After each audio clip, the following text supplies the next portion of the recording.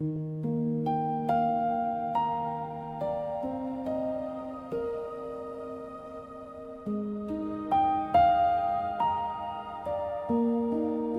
things new.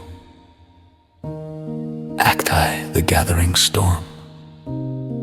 The salty air weighed heavily over the fishing village, a foreboding presence heralding the coming tempest. Dusk stretched its long shadows over the cobblestone paths, presenting the village in a chiaroscuro of light and dark, as ghostly fingers reached through the dim twilight humble cottages, their windows aglow with the warm orange hues of hearth fires, stood resolute against the chill of the sea breeze that spoke in whispers of storms, both past and those yet to come. Atop the hill, the village chapel, a modest sanctuary with its peeling white paint reminiscent of forgotten seashells, reached skyward. Its belfry, a vigilant sentinel, overlooked the restless sea, the structure a steadfast beacon of hope anchoring souls against life's turbulent waters. Inside the chapel thronged with villagers, their voices a low hum beneath the old rafters, reminiscence of leaves rustling softly in a dense forest. Anticipation thickened the air as dusk deepened, whispering on the wings of an evening alive with possibilities. A storm brewed in the skies, and in their hearts Matthias, the village elder and a man of deep faith, peered out through the chapel window at the steel gray sea, its surface mirroring the cloud-laden sky above. His heart ached with the familiar heaviness of father's worry for his long-lost son, Daniel. Lord of mercy, Matthias whispered, sun-worn hands clasped in prayer over the simple offering of bread and salt before him. Protect us from the storm outside and within. Bring him back to us, I pray. His plea, though soft, was steadfast, brimming with the unyielding love of a father. The chapel's air, a blend of damp earth, aged wood, and unshed tears, carried Matthias' supplication heavenward, buoyed by faith in the enduring depths of desperation. Outside, the wind howled with a ferocity that shook the very bones of the village, rattling windows and causing the chapel doors to tremble, as if echoing some ancient lament amid the tempest. Daniel trudged homeward, his coat sodden and heavy with relentless sea spray. He had left the village in a fury, chasing dreams that crumbled beneath his feet like fragile sand castles. Leaving him worn and disillusioned, each step towards the chapel felt like an act of contrition, a powerful return to the hearth he had once forsaken. Within the chapel, the villagers turned, eyes aglow with a mingling of surprise and profound relief as the heavy chapel door creaked open. Its sound resonant like a whispered promise. Daniel stood framed by twilight, hardship and regret starkly etched upon his face, the weight of his journey visibly borne on his weary shoulders. As he crossed the threshold, the chapel's warmth enveloped him, a blessing and a balm for his battered spirit. Father, he began, his voice thick with emotion as he knelt before Matthias. Forgive me, I have lost my way. His words, a raw confession, reached out for absolution from his lifelong guide and shepherd. Matthias, tears brimming in his eyes, placed a calloused hand upon his son's shoulder, the touch a manifestation of love and unwavering acceptance. The shepherd of my soul hears every plea, he murmured softly, drawing Daniel into a forgiving embrace. You are home.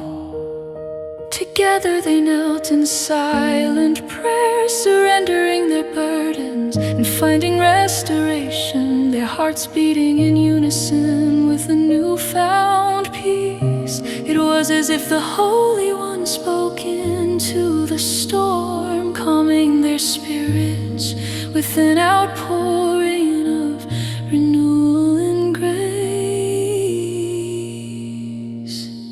A new dawn.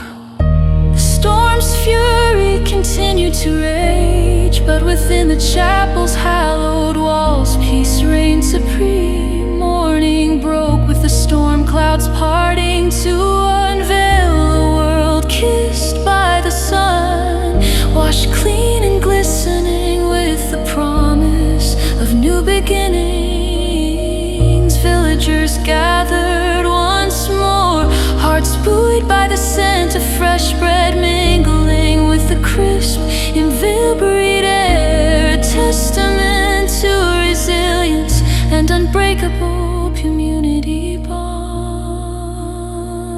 At the altar, Matthias stood firm, his voice steady as he led a litany of thanksgiving.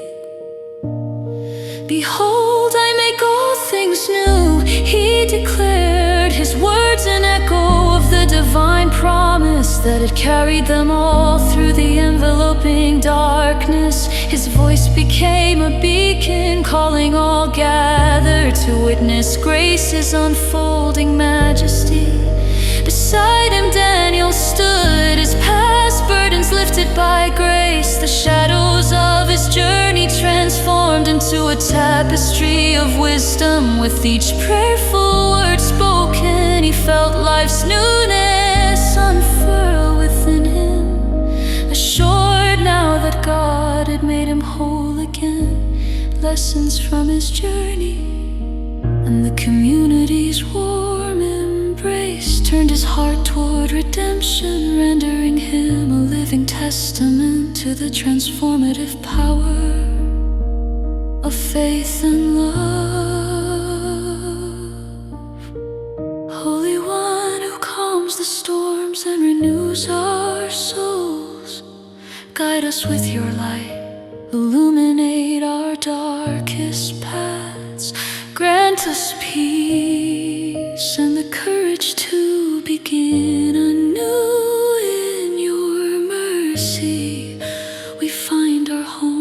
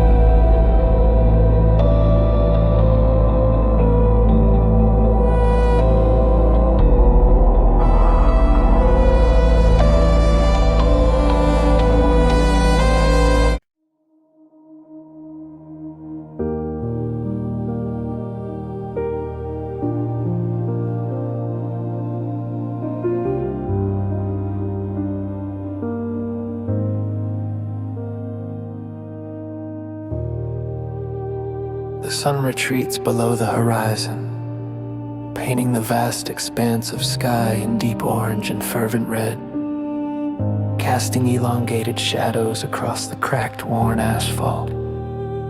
I stand beside my truck at a secluded rest stop, a place ensconced in solitude. My truck, a metal giant and steadfast companion, stands silent, mirroring the growing silence within me.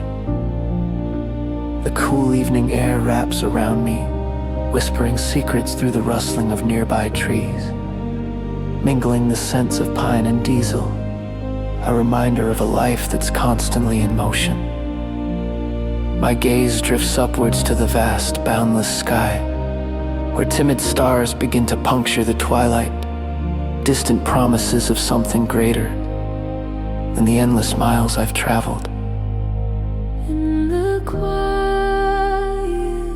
of this moment, I wrestle with the reality of running on empty, not just in the fuel tanks of my old rig, but in the well of my soul. The load I carry is more burdensome than anything strapped to my truck, a weight born from missteps and regrets, a compilation of unattended hurts. The distance between me and my daughter feels far longer than any highway, a chasm filled with unspoken words and withered apologies.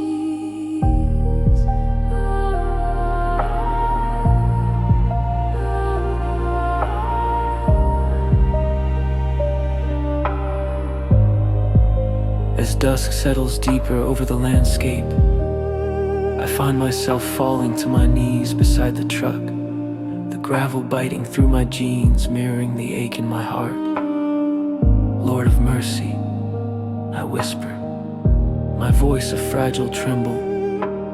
I'm lost in this darkness, I need to forgive myself first, but I don't know how. Guide me, please. The sky becomes an inky canvas, vast and peppered with countless constellations that flicker above me, distant yet present like the eternal witnesses to my plea. In this solitude, a presence as soft as the breeze envelops me, a divine whisper saying, start where apologies begin. I remain kneeling, grounded by the firmness of the earth. The hum of passing cars plays in the background, their headlights streaking like beacons of hope across an otherwise dark path. The air thickens with the first hints of impending rain. It mingles with earth and exhaust, reminders of life's beauty and grime. Holy One, I continue, tears mingling with raindrops, as if the heavens too weep. Help me find peace, show me the road back to her heart. In the profound silence of the night, warmth suddenly blooms in my chest, a gentle nudge towards something true, as if the shepherd of my soul guides me onto a path I've strayed from for too long. Hope gathers like dawn's first light on the horizon of my heart. I rise from prayer, the gravel leaving small imprints on my knees, a mark of surrender to something far greater than myself. The decision to act forms with a grace-filled clarity as the rain slackens, leaving behind a fresh scent that speaks of new beginnings. The time to reach out has arrived, a divine urging wrapped in the quiet certainty that only faith can provide. With trembling hands, I retrieve my phone from my coat pocket, its screen harsh against the night sky. Her number is dialed from memory, a comforting but daunting cadence echoing with familiarity. As I wait, each ring echoes like a heartbeat in the stillness, and I offer a silent prayer filled with courage and humility. Her voice, tender and soft, answers the call, Dad. That single word opens a pathway illuminated by my earlier prayers. I stumble for words, knowing only that I must speak from the heart. Darling, it's me. I begin, my words tumbling out like a river breaking its dam. I've been carrying this burden, and I realize I need to ask for your forgiveness, but first to forgive myself. My voice cracks under the weight of vulnerability, but the Holy One steadies me with unseen hands. Can we try again?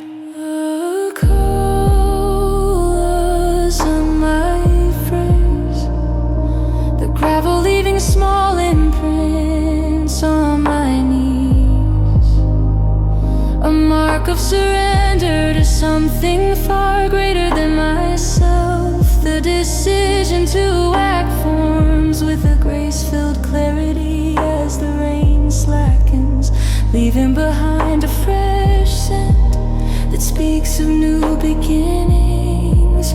The time to reach out has arrived, a divine urging wrapped in the quiet certainty that only faith can provide. With trembling hands I retrieve my phone from my coat pocket, its screen harsh against the night sky. Her number is dialed from memory, a comforting but daunting cadence